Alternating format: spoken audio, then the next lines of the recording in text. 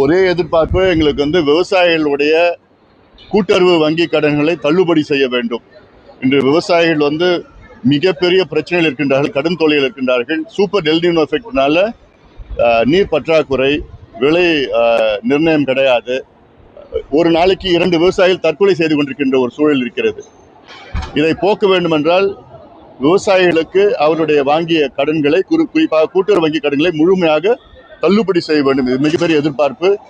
படிப்படியாக பூரண மது விலக்கை கொண்டு வர வேண்டும். இது போன்ற எதிர்பார்ப்புகள் எங்களிடம் இருக்கிறது.